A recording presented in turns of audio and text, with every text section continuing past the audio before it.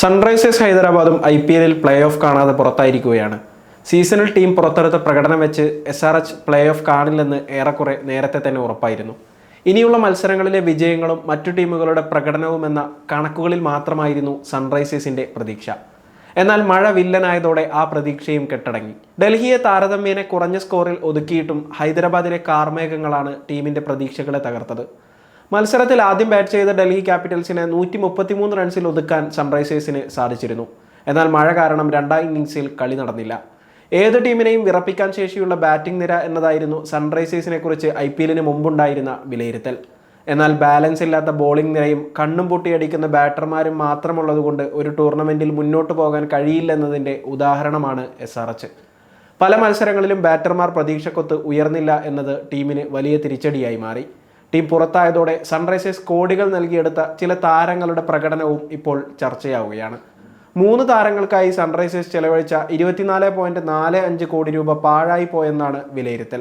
ഇതിൽ ഒന്നാമത്തേത് മുംബൈ ഇന്ത്യൻസിൽ നിന്ന് സൺറൈസേഴ്സ് ഹൈദരാബാദിലെത്തിയ ഇഷാൻ കിഷനാണ്.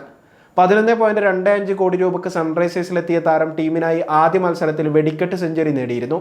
എന്നാൽ പിന്നീട് അങ്ങോട്ട് നിരാശപ്പെടുത്തുന്ന പ്രകടനമാണ് ഇഷാൻ കിഷൻ നടത്തിയത്.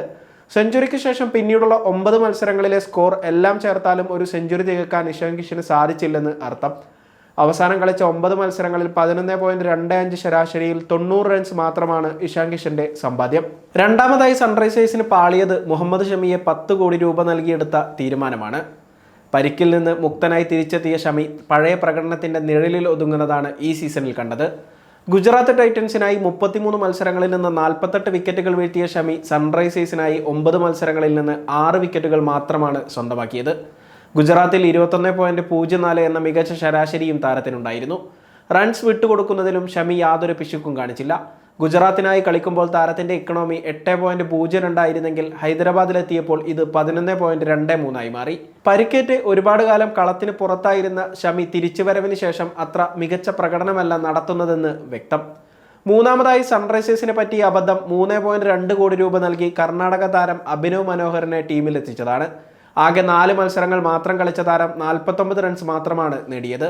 താരത്തിന്റെ ശരാശരി 12.25ഉം സ്ട്രൈക്ക് റേറ്റ് 98ഉമാണ്. അഭിനവിന്റെ പഴയ വെടിക്കെട്ടുകളെല്ലാം പഴങ്കഥയായെന്നാണ് 100നും താഴെയുള്ള ഈ സ്ട്രൈക്ക് റേറ്റ് കാണുമ്പോൾ മനസ്സിലാക്കാൻ കഴിയുന്നത്. മനോഹറിന് വേണ്ടി ഇത്രയും കോടികൾ നൽകിയ തീരുമാനത്തെ സൺറൈസേഴ്സ് മാനേജ്മെന്റ് വീണ്ടും ചർച്ച ചെയ്യാനും താരത്തെ റിലീസ് ചെയ്യാനും സാധ്യതകൾ ഏറെയാണ്.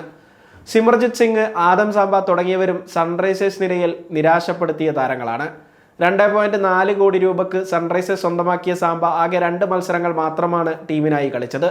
2 വിക്കറ്റുകൾ വീഴ്ത്തിയെങ്കിലും താരത്തിന്റെ ഇക്കണോമി 11.28 ആണ്.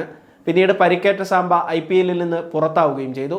4 മത്സരങ്ങളിൽ നിന്ന് 2 വിക്കറ്റുകൾ വീഴ്ത്തിയ സിമർജിത് സിംഗിനെ 1.5 കോടി രൂപക്കാണ് സൺറൈസേഴ്സ് സ്വന്തമാക്കിയത്. താരത്തിന്റെ ഇക്കണോമി 14ന് മുകളിലാണ്. ശരാശരിയാകട്ടെ 70.50 എന്ന മോശം അവസ്ഥയിലും. എന്തായാലും അടുത്ത സീസണിന് മുമ്പ് നിർണായക തീരുമാനങ്ങളെടുത്ത് ടീമിനെ മികവുറ്റതാക്കി മാറ്റാനുള്ള നീക്കങ്ങളാണ് ഇനി സൺറൈസേഴ്സ് ഹൈദരാബാദ് നടത്തുക.